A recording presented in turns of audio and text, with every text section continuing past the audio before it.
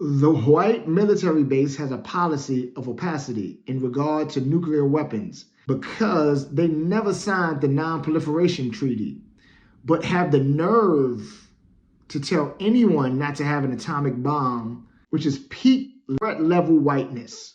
Yeah, so Jonathan Pollard, one of the maybe the most infamous Israeli spy who helped build Israel's nuclear program by stealing American nuclear secrets and sending them to Israel.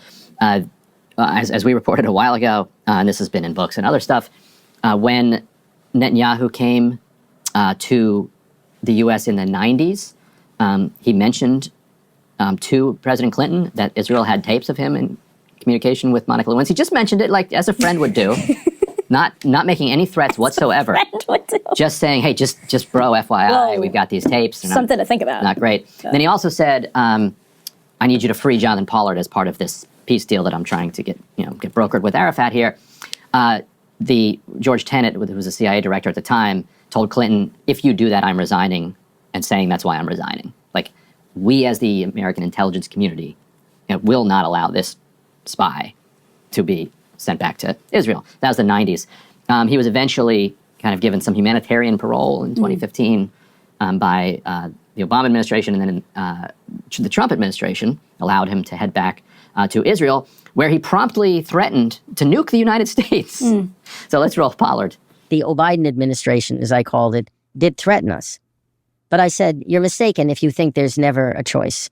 There was a choice. He said, well, what? Is it to have our weapons cut off? I said, no, let me bring you back to October 1973, during the Yom Kippur War, when Henry Kissinger instituted an arms embargo against us. He stopped the aerial resupply of our army at that point to extract diplomatic concessions from us. And what happened? What happened was an A-4 Skyhawk was parked at Tel Nof Air Base with some interesting weapons under its wings.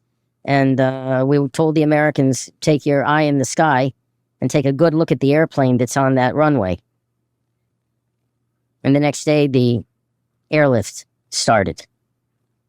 So the guy that I was talking... Which airlift? To Israel. The arms airlift. So in other words, we threatened their... We threatened to use unconventional weapons. I'll leave it at that. And so he said, is this what you want us to threaten now? I said, absolutely, except this time I want us to go forward with it if necessary.